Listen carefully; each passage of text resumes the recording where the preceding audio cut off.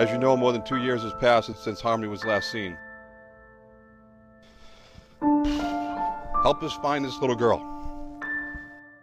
We are now coming up on 3 months since Manchester police announced that 7-year-old Harmony Montgomery was missing. The little girl hasn't been seen in more than 2 years. Tonight, her father, Adam Montgomery, and his wife, Kayla Montgomery, have been indicted on charges not connected to Harmony's disappearance. Adam is charged with second-degree assault for allegedly hitting Harmony in the face. We're here today to provide a further update regarding the ongoing investigation into the 2019 murder of Harmony Montgomery. As you'll recall, back in January, we announced that 5-year-old Harmony likely disappeared sometime between November 28th and December 10th of 2019.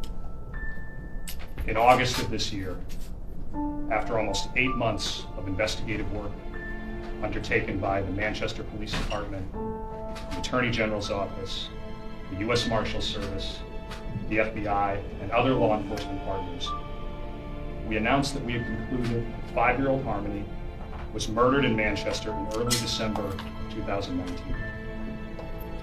This conclusion was based on multiple sources of investigative information, including biological evidence.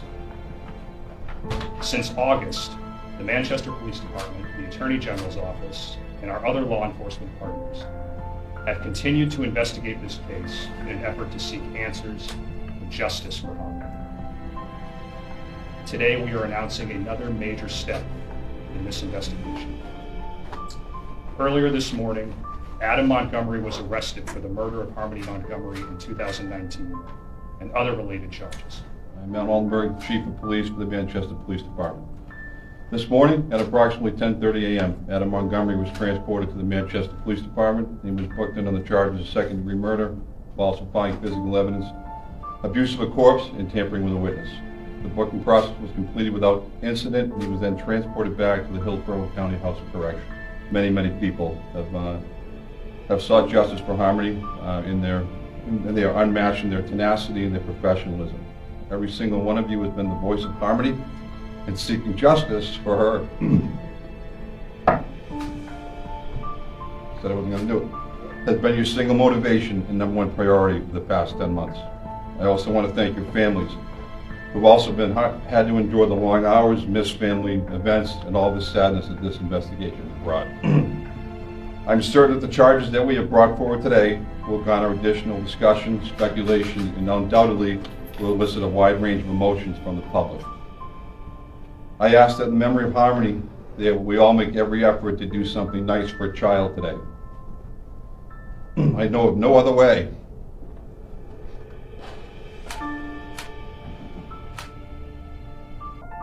I know of no other way to respect and honor this innocent and defenseless child than to extend an act of kindness to another child in her memory. Just take a few moments out of your day to say something nice to a child. Give him or her a hug, some special words of encouragement. Give them an extra hug, or just simply tell them that you love them and that you'll always protect them. We have a lot of work ahead, but we will continue our work to seek justice for Harmony and all those involved. Kayla Montgomery is the stepmother of murdered 5-year-old Harmony Montgomery, and she was up for parole just this last week. The move comes weeks after her estranged husband, Adam Montgomery, was convicted of murder. And we didn't cover the case because, honestly, guys, it was just so brutal what happened to this poor little girl. I did not follow the trial with you guys, but I did listen to Kayla's testimony in the trial, and it was pretty staggering.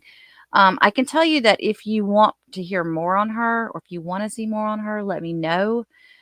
But let me just give you a little backstory from what I understand. And again, I did not watch the entire trial. But Adam Montgomery and Kayla Montgomery were married. They had children together. And then Harmony was from another mother. I don't know if he was married to her or not, but he was from another mother. They were kicked out of their home. And they were living in their car, like a sedan or something.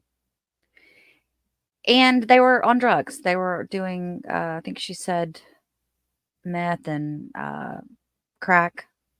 I don't know the difference between the two, but probably the cheapest stuff they could get. And they were going to methadone clinics on a regular basis when they couldn't get their stuff. It says that she was the key witness in Adam's Montgomery's trial. And he was convicted of homicide of his little girl. Apparently, he had gone into a rage in 2019 while they were in the vehicle because Harmony was having accidents in the car. Now, let me just tell you guys about something that just really brought back a lot. I had a friend several years back that I worked with, and her and her husband had gone through some things, and the little girl's father was not really in the picture that much. She remarried. They had her new husband had 2 older sons. So there's a lot of transition going on in the home. And the little girl kept going to the bathroom in her pants. And she just would not go to the bathroom. This was a grown, how old was she? I want to say she was between like 6 and 7, somewhere in there.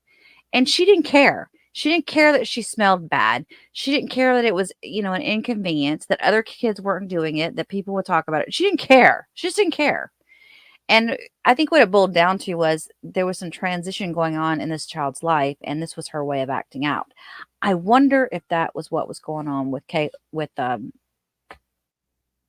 Harmony, because Harmony was taken from her mother's home, put into her father's home, and having to come in and live with new siblings, new people. I think from what I heard in the trial, it wasn't just him and her living in the home when they were there. It was other family members of Adam's that were living there. And then they get booted, and now they're living in a car. And so in this child's mind, anyway, I'll get off my ramble, but she wasn't reported missing until 2021. Okay. So the homicide happened in 2019. He went off on her, on the little girl, because she kept going to the bathroom. He was on drugs. And he just had, I'm going to say, he was a monster. And I'm sorry, but she's not much better. She let it happen. She didn't protect this little girl.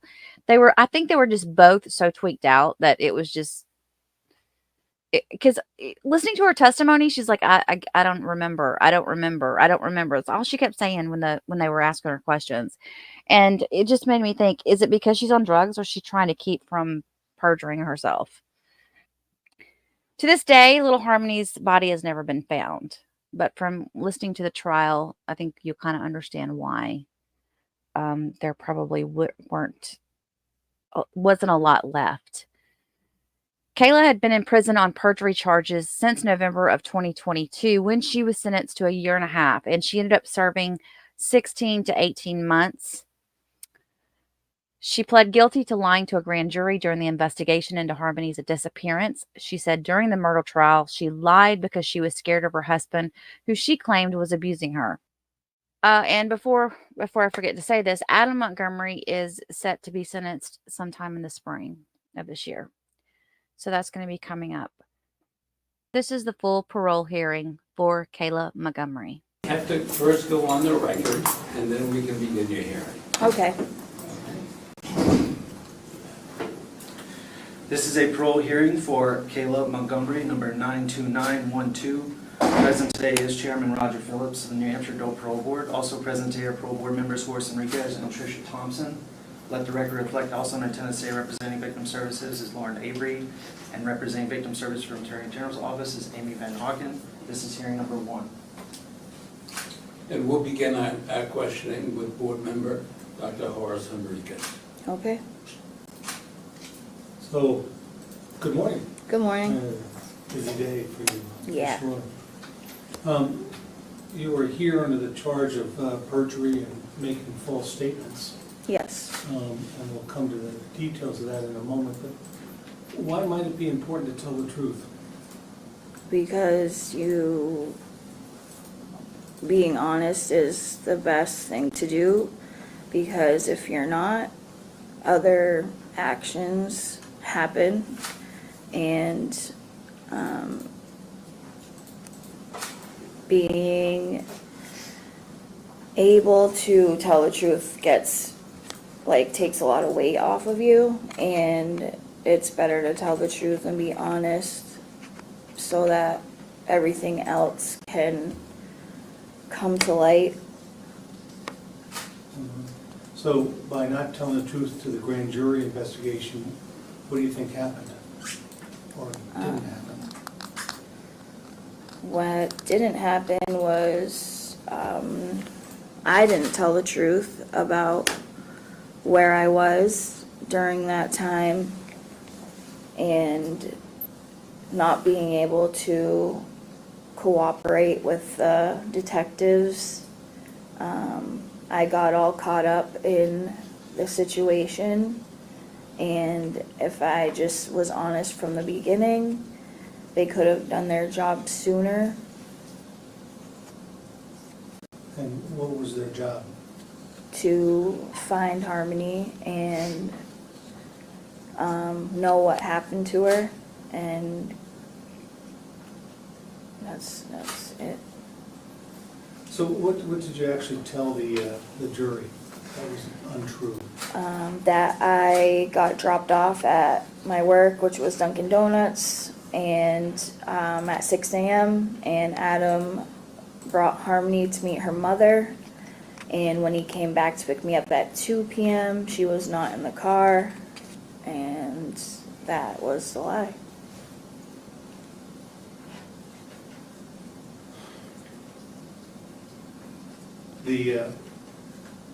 I guess the comes to the question was, so Harmony was your stepdaughter, correct? Yes. Was she part of your family? Yes. So how were you protecting your family by telling this lie? I didn't protect them at all. Because that's what, your personal statement talks about that, is that you were, the justification for lying is that you were protecting your family. Yeah. What were you protecting them from? From losing our other children, from our family falling apart, even though it was falling apart, and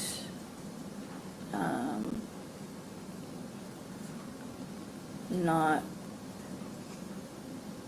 being held accountable for the actions that happen.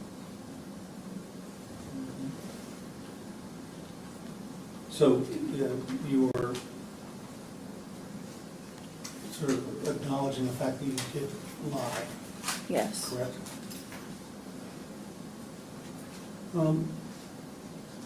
So how have you learned how to tell the truth? What tools have you learned? With the tools that I've learned is understanding situations and being able to deal with them and not hide anything, and ask for help and let people know when something's wrong or it's not, or something doesn't feel right. And being able to just understand situations and know that it's the best to say what's on your mind and say what you know, and just be honest and talk about what you're going through, or if there's anything wrong, just be honest about it. You've taken a number of sort of Department of Corrections courses here, journaling and Choose Love. I saw that you Yes, spent a lot of time with the Family Connection Center, yes. did the Focus program. I'm still currently in it. And what band are you? Black. And when do you think you'll graduate? Between the end of this month and beginning of next month. So next 3 or 4 weeks? Yeah. you had a couple hiccups getting through the focus program. What was that about? Because I was cheeking my medication. So I got, they took me out of the program and I had to wait to get back in. Did you have to do anything to get back in? Or just? No, you just wait until they put you in again. Is cheeking of falsification, is it lying? Yes, So why would you do that? because I wasn't in the right headspace at the time. Tell me about, so where are you in your addiction care right now? I am on the MAT program with Suboxone. Okay. And having the tools that I am actually taking seriously and working on myself with the focus program is So a give me big tool- part. Give me a tool that you're using fairly routinely now. Instead of, I'm being honest, I'm not lying, and distorted thinking, which you end up changing your thoughts. I could tell you, I could lie to you and say things, but I'm not. I am nervous right now and anxious. Yeah, I And- understand that for sure. Yeah, so I'm like trying my best to concentrate and not. Well, the only people you have to talk to are the three of us, okay? So you've got these tools working on yourself. What's your home plan? That I am working with my case manager on. We're looking for sober living. I'm looking for any sober living housing, but one that I would feel safe and know that I'm safe. So you need to, as you know, finish the focus program, Yes, have a home plan to be released. yes, Now, I want to come back a little bit to, you had a tough time in the system, a lot of disciplinaries. yeah, You had a lot of work-offs. rather Yes. than have you finished those hours? yes, And the good news is you've had no disciplinary since July roughly. yes, So starting to pay attention to things. yeah.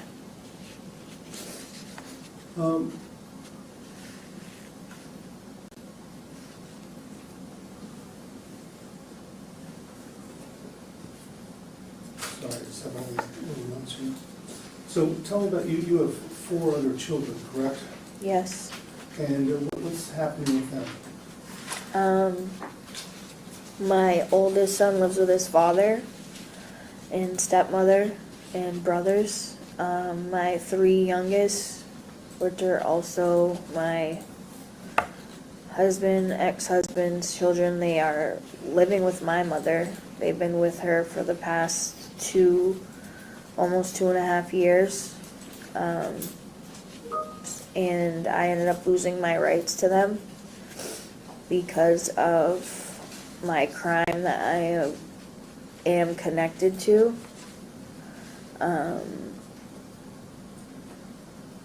The affidavit got out and I believe that they used it against me, which I understand. I don't know what you're talking about here. For my kids, so I ended up losing my kids. I lost the rights to my kids. Right. And the affidavit that got out about Harmony, and what it was saying and details that it was saying, I feel and believe that the CASA And the judge in that case, I believe that they were using the affidavit against me. So I lost my rights to my kids. Do you have the ability to get those rights back? I can, yeah, I put an appeal in. Okay, so that's sort of but you're allowed to, are you allowed to communicate with your children? I haven't been. I'm not, well, DCYF still has custody of them, but they've been living with my mother. No, I understand that, but are you allowed to communicate with them? I have not talked to them.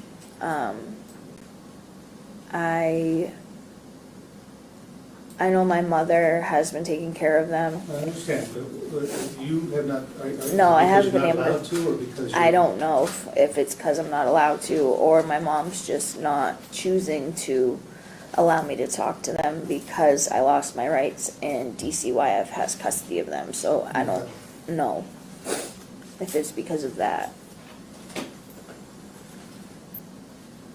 So tell me, you make a statement, your personal statement here about how you tried to right this wrong.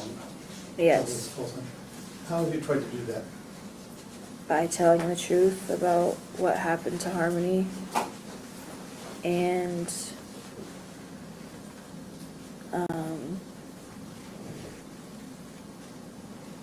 being honest and being in compliance with the detectives and the state.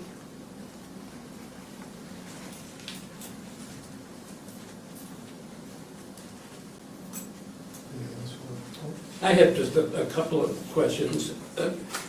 This is your first felony conviction, is that correct? Yes, You had some misdemeanors. yes, And in one of the prior misdemeanors, you were required to do a 28-day program, is that correct? yes. And did you accomplish that? No, I did not until after I was incarcerated and got put into a 28-day program. And how did, was that in county? Yes. All right. And how do you compare that program with Focus? For myself, I don't think I was really ready to actually pay attention when I was in that 28-day program and really work on myself. And Well, the problem with addiction is it's a disease of denial. yeah, But people can get clean and sober when they accept the fact, yeah, you know, that And they're that- hooked. yeah, And then, once that acceptance begins, slowly that denial goes away. yeah. And that's the whole idea of whether it be the 28-day program, and I'm sure of Focus also. Yeah, when I got kicked out of Focus the first time and for cheating my medication, I was just, when I got put into the program, I was like, oh, I just have to get this done and I can leave. But after getting kicked out and being put back in the program, I've actually been working on myself. And when you say cheeking, what do you mean by that? Rather than swallowing the medication? Because I just kept it under my tongue and showed them my mouth, and they caught me cheeking my medication instead of taking it properly. And why didn't you take it properly? I wasn't in the right headspace, and I just didn't really care at that time. What did you do with them? I ended up having to spit it out. You just spit it out and got rid of it. You didn't share it with anyone. You didn't give it to anybody No, else. the officer took it. Like, yeah. So had you done it prior though and never got caught, or is this No. the only time you did it and got caught? That was the first time, and I did it one other time, and that was like close together. And then I haven't done it Okay. since. All right, I'm all set. So I just have a couple. You've been on probation before in the past. Yes. How'd that go? Not good. Not very well, right? No. Yeah. So do you understand that probation and parole are pretty similar? Yes. Do you understand that the standard conditions are pretty similar? Yes. Do you know what the standard conditions are? the gist of them. I'm not gonna ask you to read them verbatim, but do you know one big one I'm looking for? You can't lie. Oh, yeah, You can't lie, right? right, It's the same on probation, it's the same on parole, right? Yeah. And it is a technical violation, but with you, right, you can bet they're gonna be looking, right? They're gonna pay Yeah. attention to that technical violation because that's the charge you're here for, right? yeah. So I guess my question is, how are you gonna be able to deal with that? How are you gonna be able to deal, because you've got some pressure on you. You're young and you've got a lot of pressure, right? Some of it you brought on by your choices, right? Yeah, Can't minimize that. no, But how are you gonna deal with the pressure in the community and be able to keep yourself together and not lie? Because it's hard, but once you tell one, you're beat, yeah, because you're not gonna be able to keep up. right, yeah, right? And the microscope's gonna be on you. yeah. How are you gonna deal with I that? know that. How are you gonna deal with that? All they can do is take it one day at a time. Do you understand that your probation officer or your parole officer are your lifeline? Yes, They really are your lifeline. They're there to help you. They're there to guide you. They're not there to try to get you back in here as fast as you can get here. You need to use them as a resource. yeah, And that's hard. It's hard to trust, right? yeah, Right? It's hard to trust law enforcement for you right now, yeah. right? I know. I can see it written all over your face.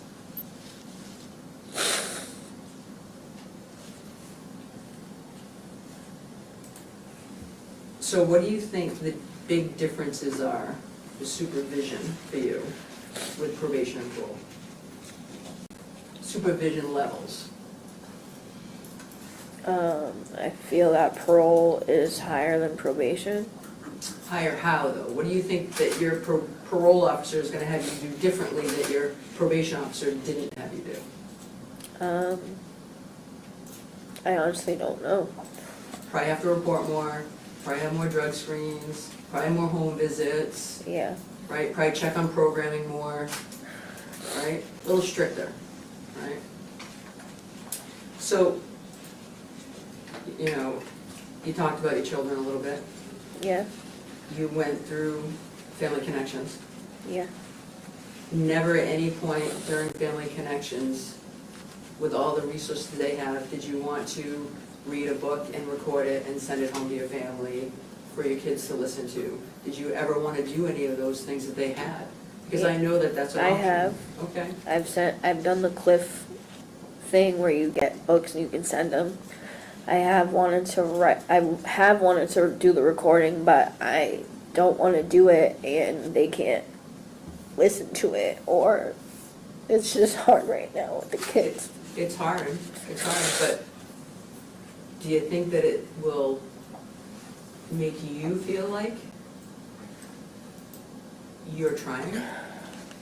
By doing nothing, right? Because it sounds like you really want a relationship still with your children, but you just don't know if you can go there. Yeah, because it's up to my mother. Yeah?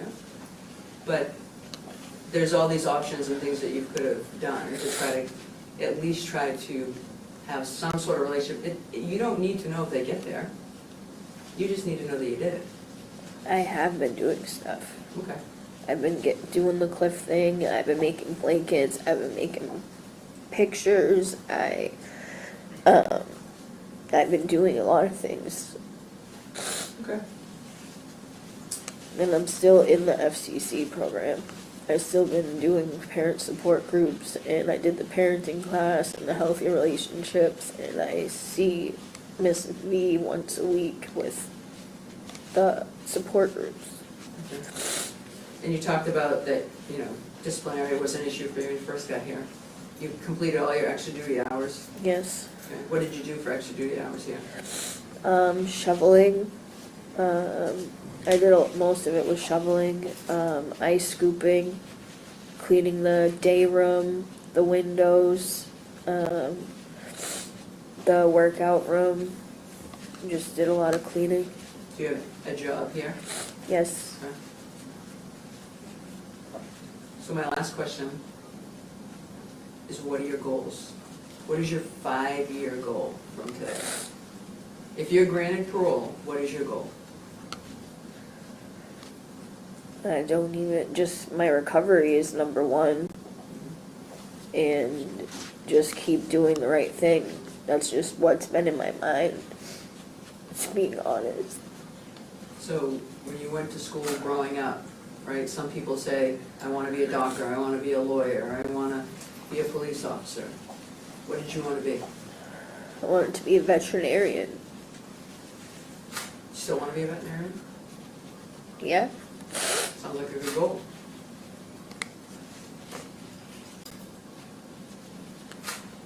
Give yourself something to strive for, right? Working on your recovery is fantastic, but you gotta do something for yourself. Yeah. Because if you don't, your mind's not gonna stop, right? And if your mind doesn't stop, what are we gonna do? Relapse. We're gonna go back and self-medicate. And then you're gonna get in the cycle again. You've gotta take time for yourself. You gotta figure it out. It's not easy. You're gonna feel selfish, but you have to do it. That's how I already feel.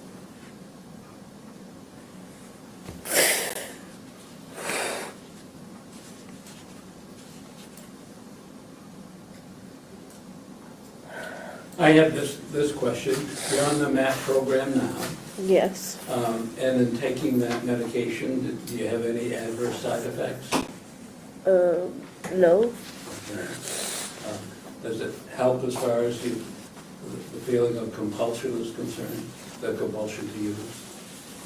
Yes, and I don't have cravings or anything like that, or the urge to want to use. And also, you see behavioral health behind the walls also? Yes. And you take any medication, I don't need to know names of anything, but you take any medication? Yes.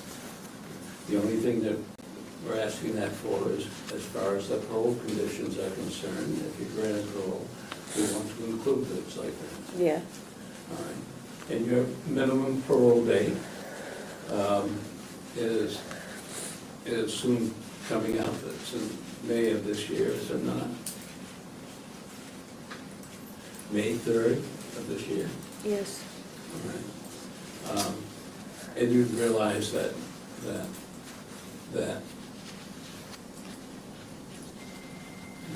date is the date that you could be released, provided you complete focus and any other required program Yes. behind the walls. But if you, and sometimes, I want to indicate, I guess there was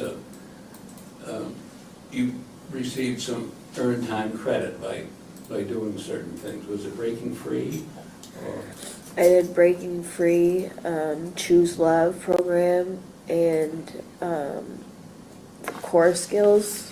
And by doing programs that helps in your rehabilitation, your parole, your minimum parole date can be decreased. In other words, that you can get out at an earlier date. And Yes. I'm not certain if it's the May 3rd or May 5th, but whatever date that is the date that you could be paroled if this board decides to grant you the same.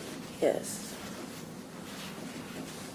All right, we have no control over, by the way, minimum parole dates. That's a function of the court and its sentencing. Yes. And you behind the walls with the programs that you do. All right, unless there are any more programs, we deliberate through the use of our computers. Yes. We'll do that now. Oh, what's that?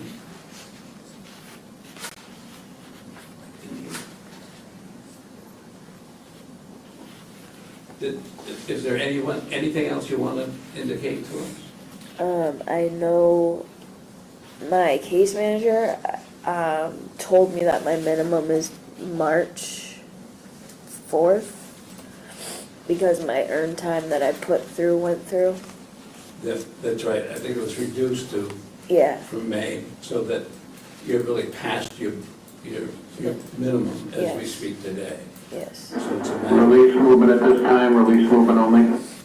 it's a matter of completing those programs that we earlier discussed. Yes. So, okay.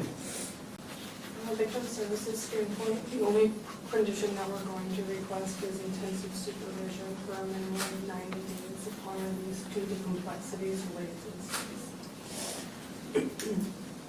All right, there's a request from Victim Service for ISP, which is just the term of supervision so that you report more often.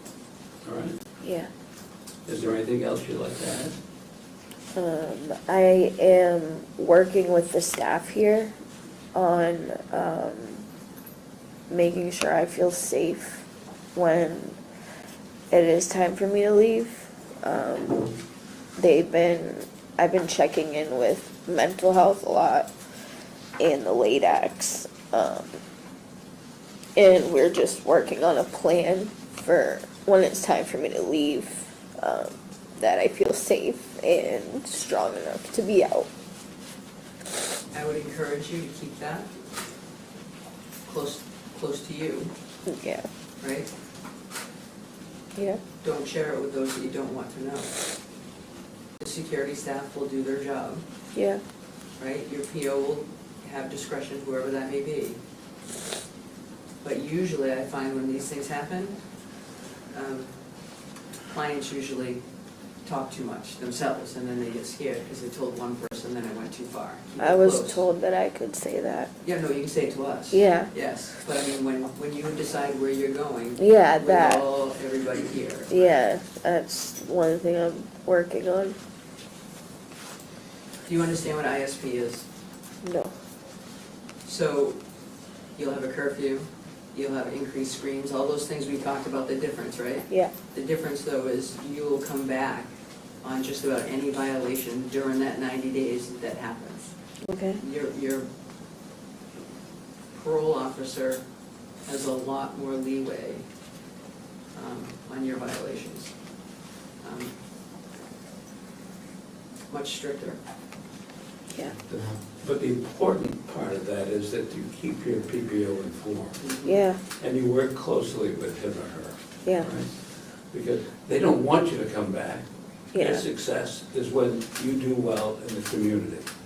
Because our function as a parole, and you work closely with him or her. yeah, Right?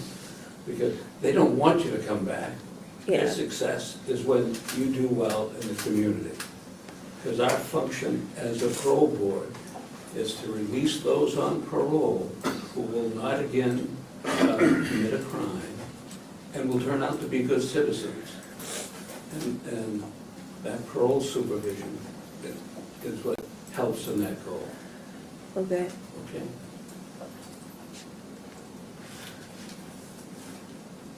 All right, we've communicated, and we're going to grant you the privilege of parole. It'll be on standard conditions. You must complete focus. You must comply with your approved home plan. If it includes sober living, remain there for 90 days and thereafter in the discretion of your PPO and as recommended by your treatment provider. Engage in the American Society of Addiction Medicine Substance Use Disease level of care as the Department of Corrections and the LADAC recommends. Comply with the MAT or MAUD program, MAT or MAUD program, including prescribed medications.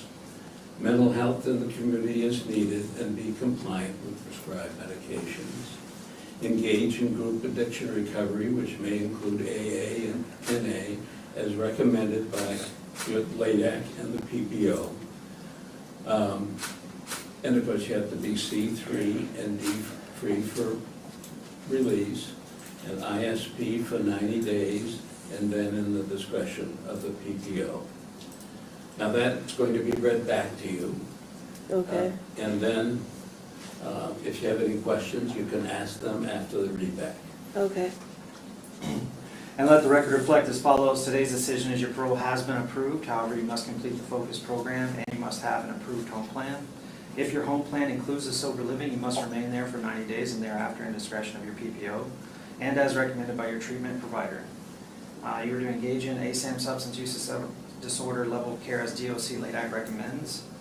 You are to comply with your MAT MAUD program, including prescribed medications. You are to engage in mental health treatment in the community as needed and be compliant with your medications, your prescribed medications. You're to engage in group addiction recovery, which may include AA and NA as recommended by your LADAC and PPO. You'll be on ISP for a period of 90 days and at the discretion of your PPO. Standard conditions of parole will apply, and you are to be C3 or lower classification and disciplinary free for release. Okay. All right, do you have any questions? No, I do not. Okay, good luck. Thank you.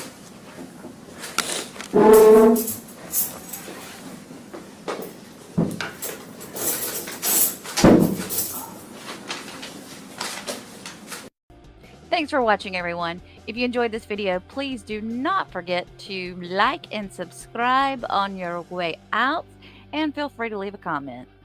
Have a blessed day.